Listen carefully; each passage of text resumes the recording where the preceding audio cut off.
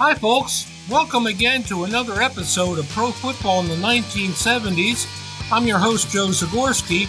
Now, thanks to the Sports History Network, a signed copy of my new book, The 2003-Yard Odyssey, The Juice, The Electric Company, and an Epic Run for a Record will be given away to one lucky fan. It's all about the 1973 Buffalo Bills. Please check out the Sports History Network online for details on how you can win a free copy of my new book on the 1973 Buffalo Bills. Thanks a lot for listening in to today's episode, folks. Look forward to chatting with you again soon in the future. Take care.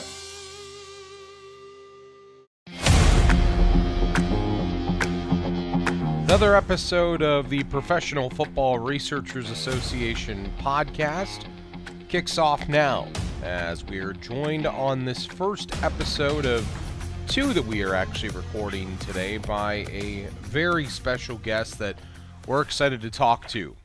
He is a former member of the Green Bay Packers and has a number of different other ventures that he has gotten involved in. He is currently the chair of the board of directors of the Pro Football Retired Players Association, also involved in some other ventures of his own that we will get into, and that's Darrell Thompson, former running back for the Green Bay Packers.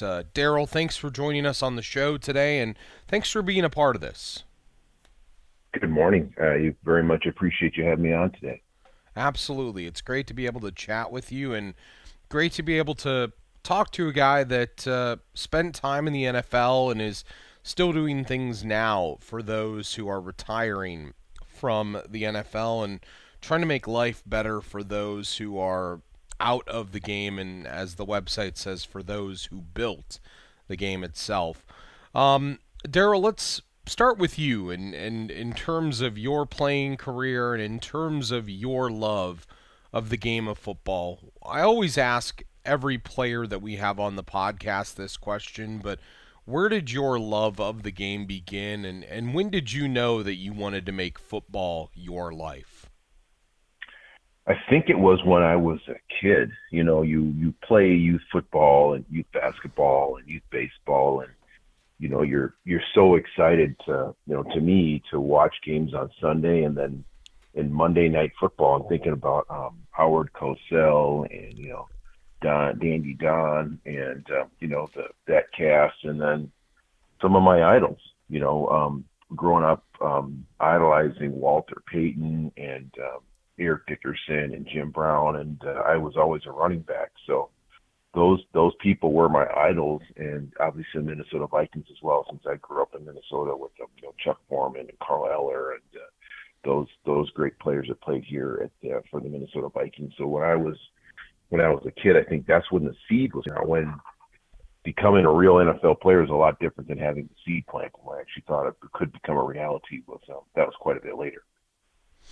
Yeah, so I mean, tell me about a young Darrell Thompson growing up. I know you were born, I believe, in St. Louis, but then your life took you elsewhere. You end up being a running back at John Marshall in Minnesota. Take me through the run that gets you to that point, and when you had that first coach who came up to you and said, Darrell, you know what you're doing when you got the rock in your hands, and you should consider this. Who was that first person that said, hey, this is not just a hobby, this is not just something that you collect a Letterman jacket for, you can maybe play on Sundays? Who was that first guy that told you that?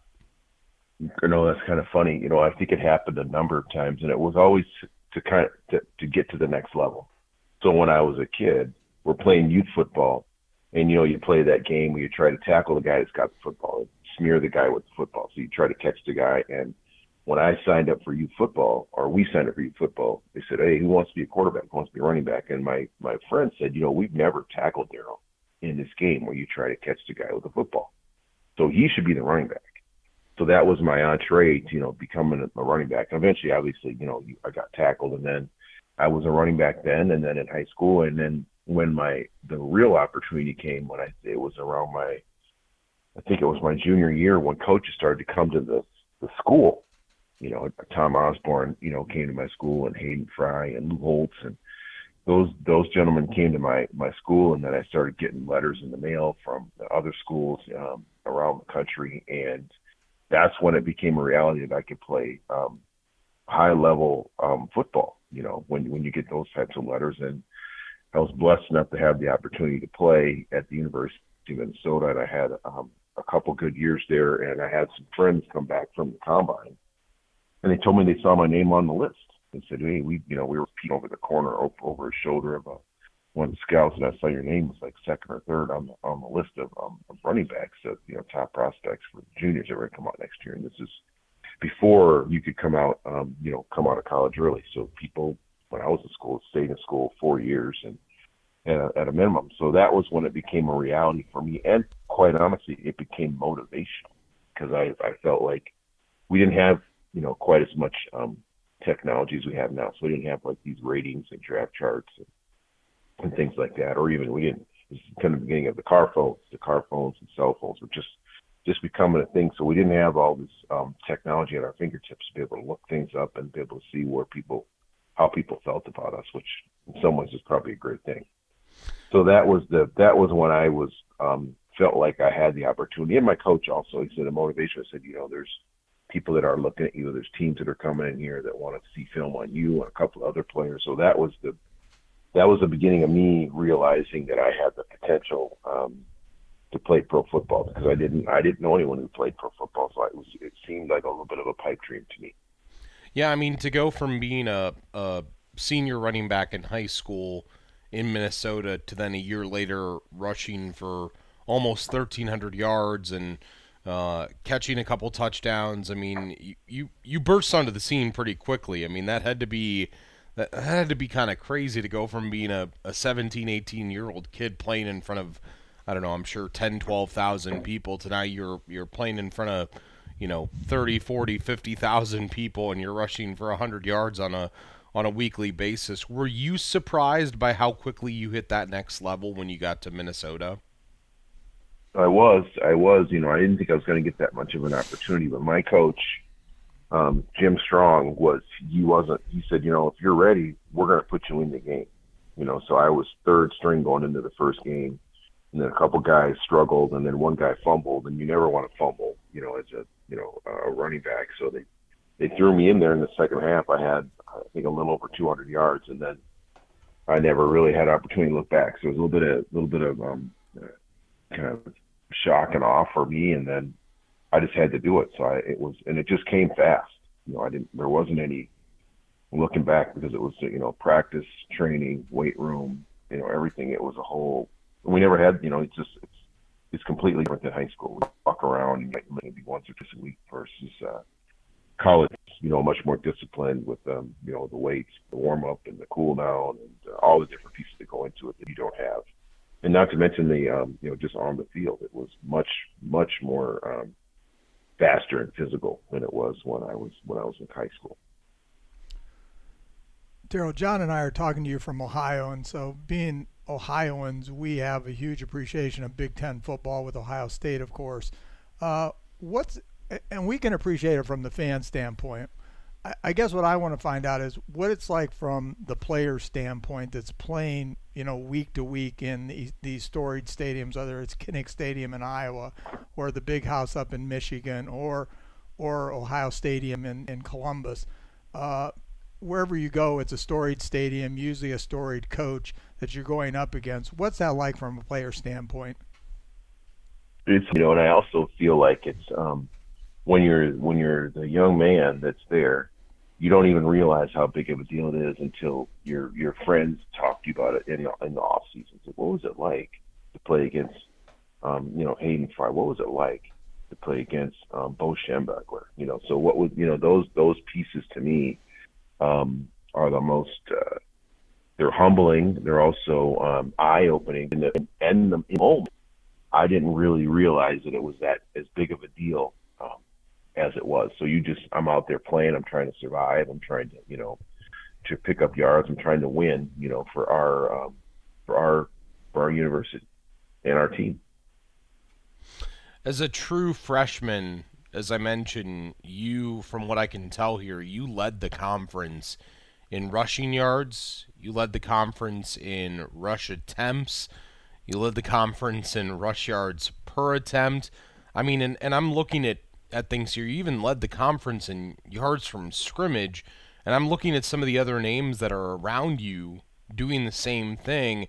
And the guy that, of course, pops up first to me is Chris Carter, being the receiving yards leader. I mean, when you're, I don't know, what are you at that point, Darrell? You what, maybe 18, 19 years old? I mean, as I said, you go from being the big man on campus in high school to putting yourself next to a guy like Chris Carter. What's the first feeling with that, seeing the talent that's around you and realizing, hey, I can not only play, but I can hang with these guys? Well, it certainly raises your level of awareness, and I was blessed. My parents were incredibly athletic. I mean, that kind of, that's one of my favorite quotes I picked up from Bud Grant. God bless him. Was like, you said, if you have two athletic parents, you said you're really, really a lucky and blessed person. Both my parents played college sports. My dad played basketball primarily, but also played football and ran track. And my mom played basketball in college. And I don't think you could get a better combination of athleticism and speed and springiness from them. But also, they're both academics. So it was my parents were like I'd like to say fundamentally sound. Education was important. Grades were important. Even our spirituality was important to my parents. And so I was fairly grounded. I think you kind of get full of yourself and you get excited about what's going on around you, and people, saying your name and those different mentioning you and things like that. But it is a great opportunity to be there and to have the parents that I had was probably the biggest deal to me to be able to stay grounded. Where'd your dad and mom play? Both of my parents played at historically black colleges. So my mother played at Alcorn. She played basketball there. And my dad played at two schools, Clark College in Atlanta and Washington University in St. Louis, Missouri. So that's where they played. So, Darrell, let's jump ahead. You finish your career in Minnesota. You're a first-round draft pick with the Green Bay Packers. What are your thoughts when you find out that you're a first-round draft pick? Oh, you know what? I still get goosebumps when I think about it, because I think about and the draft wasn't like what it is right now. So I didn't even go to the draft. They took, I think, like the top 5 guys they thought were going to get drafted would go to the draft. So it was just a different time. So there weren't the suits and the pomp and circumstance, but it was still a really, really big deal. And it was on TV.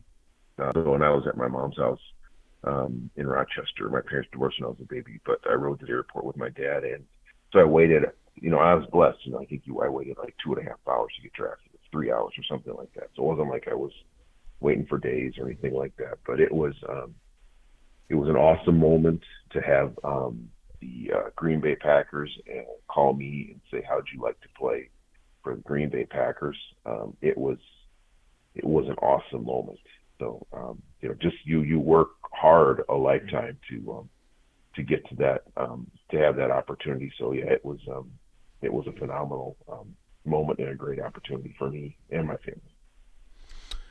You go 19th overall. Other guys drafted around you or drafted in the same draft class as you.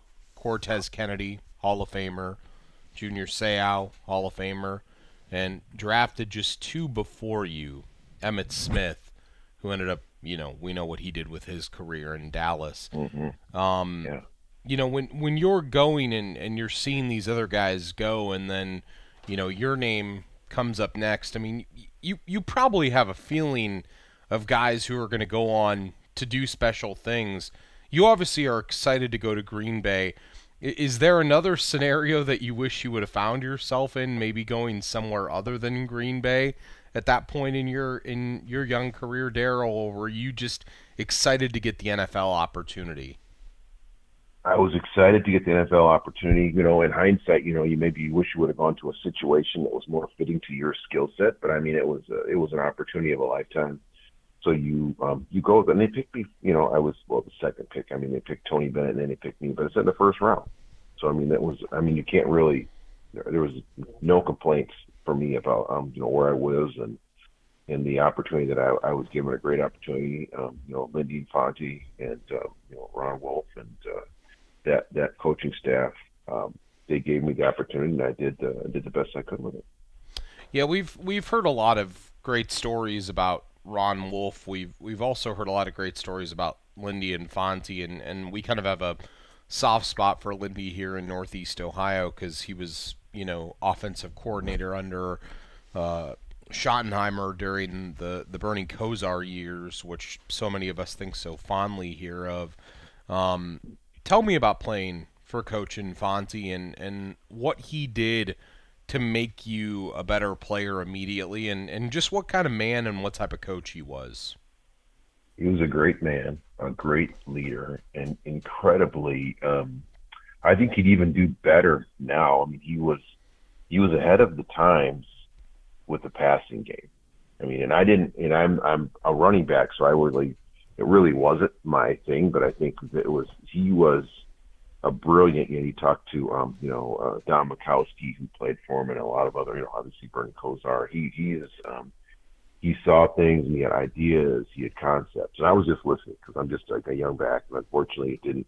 I played for Lindy for 2 years, and then Mike Holmgren for the next 3 years, and then my career was I was worn out, but it was a great opportunity to play for Lindy. He was smart, incredibly smart, and incredibly wonderful human being. And I really, really have, the highest respect for him and what he was able to do as an offensive mind and as a head coach with the Green Bay Packers. Just as a comparison, how is it different than playing for Mike Holmgren?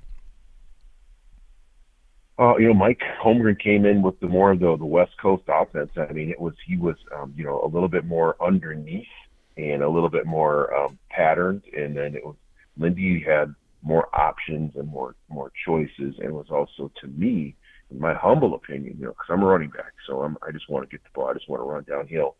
I wanted to run the ball more. I wanted to be in the eye, and he wanted to be in a pro set and have running backs max protect, so he could get the ball downfield. And I, obviously, being a tailback in college, I never played halfback until I got into NFL. So I wanted to run downhill, but it was obviously it's what he wanted. I was the team, so you do what they want. But that was the main difference to me. It was the Coach Holmgren was the West Coast. They still did a lot of max protection, and they did a lot of split backs or pro set, but they are both very, very smart offensive minds. And I'm sure if they sat down and had coffee and donuts together, they could talk for hours about their concepts and their ideas about why they do things the way they do, even though they're different. Former Green Bay Packer Darrell Thompson, our guest on the Professional Football Researchers Association podcast. He's also the chair of the board of directors of the Pro Football Retired Players Association. Darrell, to your point of what you're talking about and the differences there, I'm just looking basic stuff up here, and from what I can tell, you didn't have a running backs coach your first 2 years in Green Bay, did you? Oh yes, I had a running back coach, a Okay. phenomenal running back coach. Okay. Yeah, Coach Willie Pete was my running back coach. He was his son actually is the coach now for the running back coach for the Dallas Cowboys. Okay. So he's got Coach Pete was a great coach, a great individual, and his son Rodney was actually playing quarterback for the Detroit Lions at that time. So yeah, I had a running back coach. Okay, so you have Coach Pete, and then eventually Gil Haskell takes over. Yeah, Gil. And that comes in when Holmgren becomes the coach. What are the differing styles of those two? And it seems like you had your best year, obviously, when the Packers had their best year in the time that you were there, and that was under Holmgren and Haskell and the other guys. What did those guys do to allow you to succeed and get closer to 1,000 yards than you had been before? I kind of got buried a little bit with, Coach Infante's systems. He had the halfbacks and myself and Keith Woodson and Keith Woodside and Vince Workman and a handful of other people. And as they, Lindy got, was asked to move on, Coach Holmgren came in and they had tried to trade for Eric Dickerson. And so they're in getting ready for Eric Dickerson. They said, well, Eric Dickerson's a great eye back. He's been playing in the NFL for 8-9 years. And as they prepared to bring Eric Dickerson in, they put the I formation in. And I looked really good in the I formation that week. And they were like, wow, and I said, well, actually, this is actually what I do. I'm not a halfback. I'm a tailback. So Eric Dickerson ended up not passing the physical. And then that first week of me playing I back, I think I had like 120 yards against the Tampa Bay Buccaneers or something like that. And they're like, oh, so they left it in. They allowed me to run from that formation. I think I had like 700 yards or something like that year, and it was a good thing. But it was unfortunately it was kind of getting a little bit near the end of my time. They'd already drafted Dorsey Levens and Edgar Bennett, and I think we had other people that were there as well. So that's actually just how it goes. NFL is not for long, and there's always challenges. And I was able to get a couple more years in, and then also you have the wear and tear in your body as well. But that was the opportunity I had when they put that I formation in during that week for Eric Dickerson, and then he couldn't pass the physical. And they started me that week, and then it went really well for me.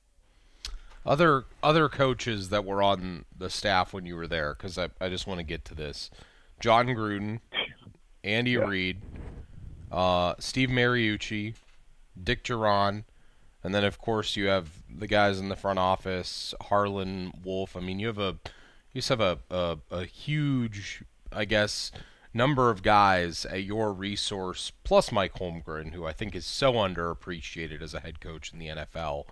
But, all of these guys that are around you, could you see then that, Andy Reid, who's just an assistant offensive line / tight ends coach, and John Gruden, who again is just a quality control coach, could you see how great these guys were going to be at that point, even when you were just a young player still in the middle of the early part of your career? Could you see how good they were going to be then, Darrell? Oh, you know what? Not really, to be honest with you. And there was also Sherm Lewis and Ray Rhodes. I mean, so there's two people that went on to be head coaches, not quite at the same success level as Gruden or Coach Duran or obviously Andy Reid. Andy Reid was really, really smart. When someone doesn't coach your positions, like they're just like a friend, especially when it's a position coach, because he wasn't a coordinator. He was a position coach that coached the tight ends, but he was really smart. And when he said things, they made sense to me. He said, "That's a 25 front. These guys we should just do this." And I was like, okay, it's interesting that he would say that like that. But he was always into the playbook and motivating his players, and he had a lot of fun, and he had a successful group of players, and that always gets you to either moved up to be a coordinator, and hope eventually a head coach. And similar with John Gruden. John Gruden was always thinking, and he was not even a coach when he was there. And he was the quality control. He was the beginning of quality control coaches, and so he was actually to get that coach on the sideline to tell my players to get back. And then eventually he got an opportunity to coach receivers. Then he became a coordinator, and obviously the rest is history. He's gotten, some other stuff's kind of gone on, but he was a tremendous coach. You're telling me John Gruden had to be the calm guy on the sideline to tell people to get back? Actually, that's funny. Yeah, you're right. Yeah, that is. I hadn't thought about that until I said that. Yeah, he was the calm guy that had to pull players back and get guys back. And yeah, he didn't. He was offensive quality control, which means you do tons and tons of scouting and tons of film work, and but you don't really get to. You don't have a responsibility on Sunday other than being there and being ready in case something happens. And he was ready when it came his opportunity. He was ready. Darrell, when you were with the Packers, you played with some great names on that offensive side of the ball and also on the defensive side. But I want to question the offensive side first. Of course, you played with Brett Favre and also Sterling Sharp. Tell us about that experience. Well, the number one person that I want to talk about, Brett's awesome, but it's Sterling Sharp. I mean, Sterling is probably, he is the smartest football player that I've ever been around.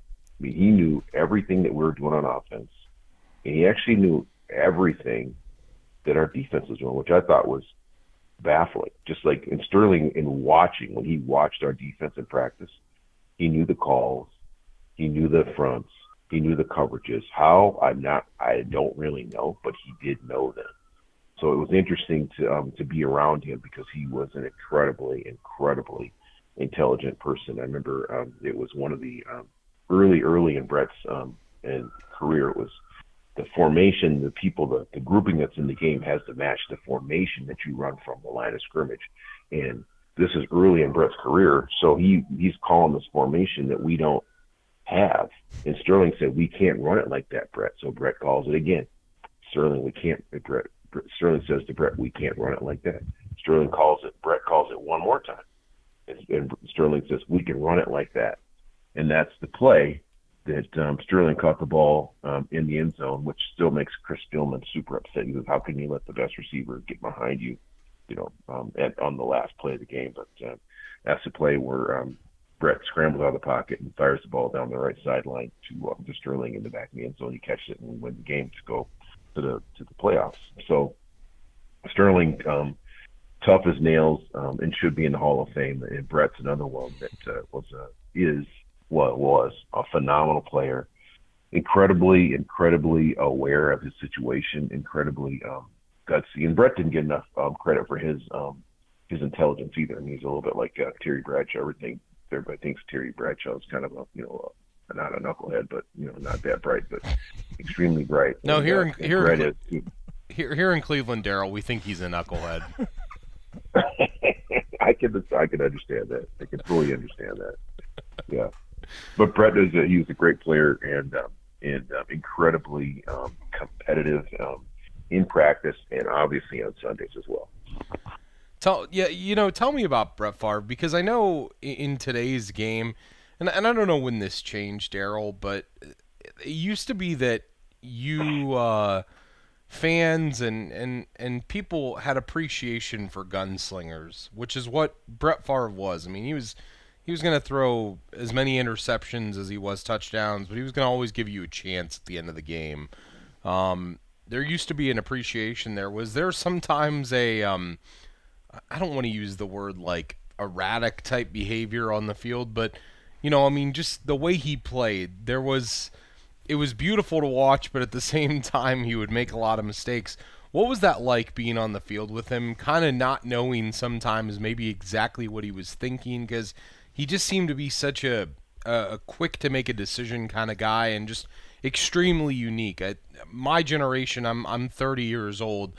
There's no one that I know that grew up the time that I did that does not love Brett Favre, and it's because he was the most exciting man to watch on the football field. What was it like being in the backfield with him, knowing that, hey, this could be a play where he throws an interception, or this could be the play that ends up the number one highlight on ESPN's top 10? What's it like being with a guy like that? It was great, and the thing I liked about Brett, actually loved about Brett, was his willingness. And he was, and this is where, talk about how smart Sterling was, but Brett was also, he was really into the playbook. He knew what was going on, especially as he progressed in his career, and I was there for the beginning of it. So remember Mark Clayton he would get frustrated. Mark Clayton was, he was, came from Miami, played with Dan Marino, came here, and he would get frustrated with Brett. He would be like, "Oh, come on, we can't." And I said, I just said, "Hey, you got to hang in there." I said, "He's young." I said, "This is only my third year." I said, "It's his second year." I said, you got to give him some time. He's got to be patient." And he said, "I don't got time." So unfortunately for him, it didn't work out as well as he would have liked. But it was always fun to play with Brett. And Brett, he would throw a ball in the game. So you always, in the game, in the practice, here's one option, here's two options, here's your third option. Brett might throw to the fifth option or the fourth option, that he never threw a ball in practice. So that was a piece to me that was that I enjoyed. And I also felt like it showed that he was a gunslinger. He was going to try to squeeze the ball into places he might not or should not squeeze the ball in, but he also was he was a competitor. He was going to run the ball. He was going to squeeze it into places he shouldn't squeeze it in sometimes, and always willing and trying to make a play. You also played with another future Hall of Famer who's a beloved player. Well, a couple more others, but the one that I'm thinking of right now is Reggie White. Yeah, Reggie was a class act. Reggie's a great man, and missed. I believe he's already in the Hall of Fame. But Reggie was he was fun. He was a hard worker. He was classy, and he also he was a settling and a steady force on the field and in the locker room. Probably most importantly in the locker room. Was he the biggest motivator from the player standpoint on that team in the locker room? I would say yes. Especially during games, he practiced and he was ready. But he also, when he came to us, I think he was in his 8th or 9th year, so he wasn't. Right. He didn't need to rattle a lot of cages in practice. If there was ever, if anyone ever challenged, it was a bad guy to challenge. Yeah. Him in practice. I have a couple of examples of that, but we'll leave that for another time. But during the games, when it came time, when there needed to be a play need to be, Reggie was going to make the play, and he did it time and time again. Last thing about guys that you played with, Leroy Butler goes into the Hall of Fame just a couple years ago.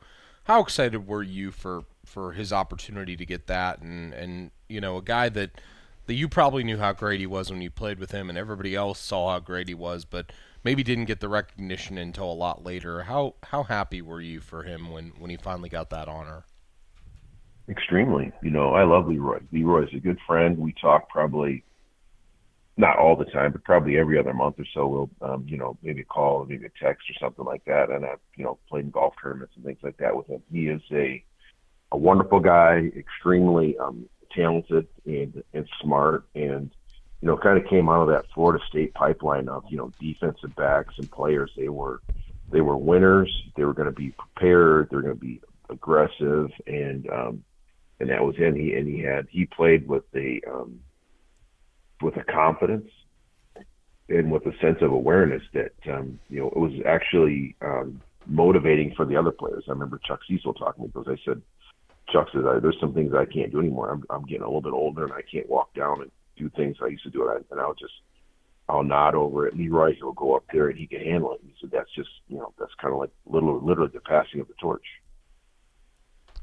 Darrell, we want to talk to you now about some of your off-field ventures and involvement since you left the playing field. And one is, which I didn't know about until I started doing some additional research about you. I knew about obviously the Pro Football Retired Players Association, which we'll get into, but Boulder Options. Can you tell our listening audience a little bit about Boulder Options and what that's all about?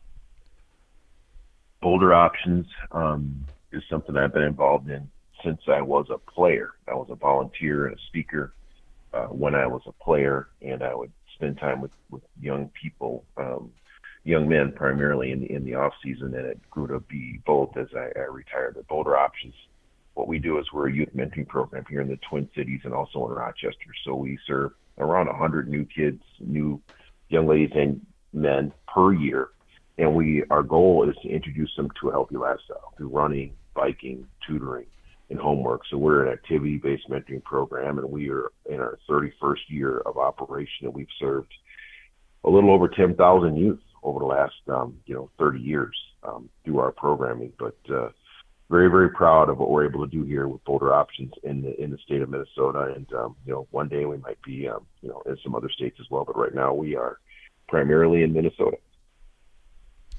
When it comes to your work with the Pro Football Retired Players Association, being the chair of that, you maybe didn't have the longevity that some of the other guys that are on the board of that with you did, but what's it like to be the chair of that and know that you get an opportunity to have an effect and really play a big role in those who played so many years, and those who, as I said, the website says, for those who built the game, what's it like knowing that you get to have a big role like that, Darrell, in making their life after football a little bit better? It's an honor, and I take it really seriously. When this organization came into existence in 2016, I was a board member.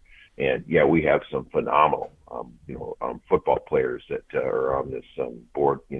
Dave Robinson, Mike Singletary, Ron Mix, Mike Haynes, Billy Joe Dupree, Jack Youngblood, just to name a few of them. But it's all of us want to make things better for the players that have played the game, because I benefit because of what those gentlemen did, and the benefit the young men that are playing now benefit from what I did. And those guys will be done. I always tell them, I said, man, it goes fast. I mean, if you play 5 years, 10 years, 2 years, 12 or 13 years, I said, it goes fast, and then you're done. And then all of a sudden the aches and pains just seem to multiply because you don't have all the treatment that you have then. But time flies. But it has been an opportunity of a lifetime to serve on this board, and I'm happy to serve and proud of what we're able to offer our fellow brothers that are retired from playing professional football. Yeah, last question for you here, Darrell, but before we let you go, what do you hope that you guys over the course of time are able to accomplish for retired players, and what do you hope the future of retiring from the NFL looks like? Because for so many years, guys would play, and then they would end up so beat up that they didn't have any help, and they would oftentimes end up like a Mike Webster, who ended up, in a situation where he's homeless. What do you hope the future is for guys that retire from playing such a grueling game? Well, I certainly hope that they end up with some benefits and some opportunities that they might not have had if not for this organization. Right now with us, it's the dental and it's the vision. Hopefully one day we're able to continue to work with NFL, and they have the dental and the vision as part of the NFL package, along with being able to really take better care of the players. We would like to advocate for players so they can, make money after you play football and have the opportunity for awareness and for, the opportunity to be better than we were in the past, because we did not have that opportunity, especially back in the 70s and 80s and 90s. And now that we're into the 2000s and 2020, 24, there's much more going on that we can do to take better care of the players that the game was built on. Yeah, I think there isn't an appreciation sometimes with the fans, because they see the current 2020s athlete that's making millions and millions of dollars, and they think, well, why do they need to worry about life after football? But I'm in my late 60s, and I remember hearing stories from my dad who would these players had to have off-field jobs and had to have jobs during the off season. They were a football player, and then after that they weren't. They would be working in the factories or working in stores or doing some PR and stuff like that. I just think sometimes there's not enough of an appreciation from the fans as to, those era players. Not to say that it's not needed for the current player, obviously with CT and other things as that well, but I think sometimes the fans don't have the full appreciation of what that's all about. No, they don't, and you can't really blame them. They just, they haven't played, so that's understandable. And they don't know that, things are different. It's we think about concussion protocol and injuries and things like that. So the game has gotten much, much, much safer than it was even 15 years ago. So we can appreciate that. Obviously, salaries have escalated tremendously as well. So there's a benefit to it. And all you can do is tell people about it and have those examples, and hope that some of the players, like actually, it's interesting. Ron Mix circulated an email. He became the oldest player to pass the bar test. I want to say Ron Mix is 85 years old. Wow. And is still a practicing attorney. So the intellectual assassin, as they called him in the 60s and 70s and early 80s, is still, more than has his wits about him, and is still a practicing attorney. Darrell Thompson, we appreciate you being part of the podcast. Of course, all of your life in football, from being a member of the Golden Gophers to your work now with the Retired Players Association to your time with the Packers and your other ventures in life. Thanks for joining us and telling us a little bit about your story, and we look forward to doing this again in the future at some point. Great. Yeah, thank you for having me. I appreciate you guys. Have a great day. You too, Darrell.